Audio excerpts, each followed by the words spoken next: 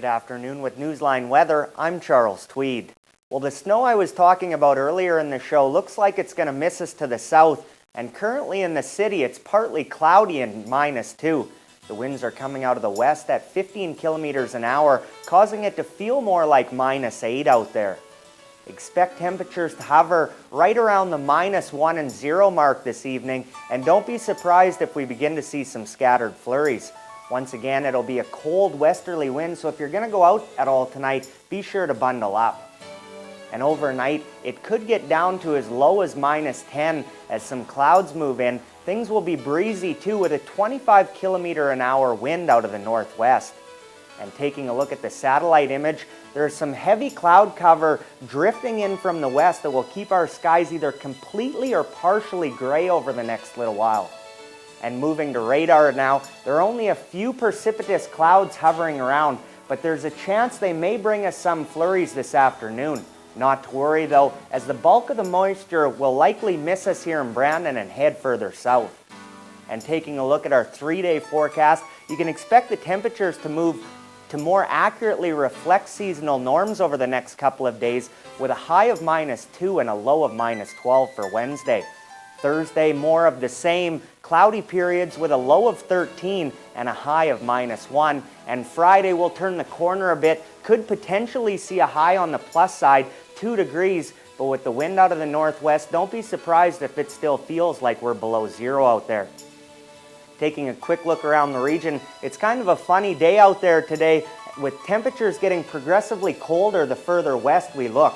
Winnipeg is 3, Portage 0, Dauphin's 3 degrees, Neepawa, Carberry, Killarney, and Minnedosa are all hovering around the -2 to -3 mark, and Verdun rounds us out at -4. A little colder today than what we've been accustomed to lately, but more in line with our seasonal temperatures for this time of year, which are a high of -4 and a low of -14. Record temperatures set on this date were a high of 8.1 degrees back in '97 and a record low of a bone-chilling -31.7 in '85. Once again in Brandon, a mix of sun and cloud and -2 degrees with the wind out of the west at 15 kilometers an hour. That's all for weather, but stay tuned. Renee's up next with Newsline Sports.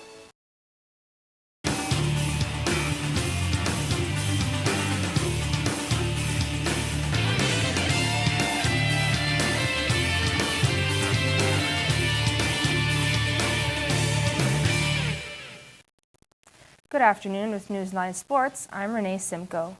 The Brandon Wheat Kings welcomed the second-place Calgary Hitmen to Westman Place on Friday night. Newsline's Krista Tarrant brings us the highlights.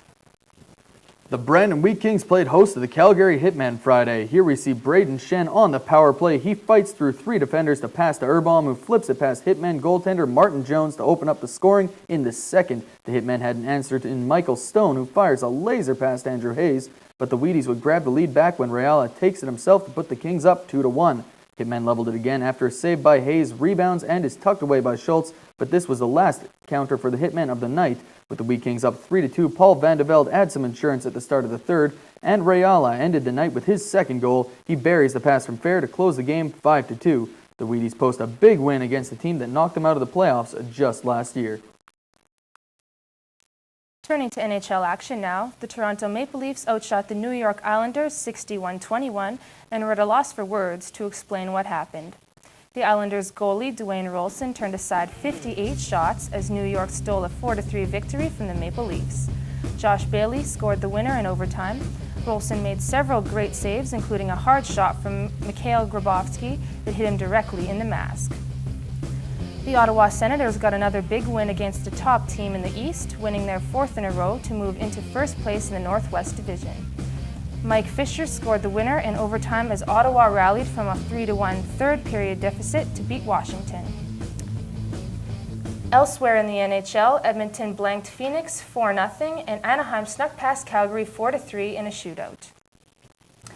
And that's all we have for sports today, Brett. And that's it for this Tuesday edition of the program.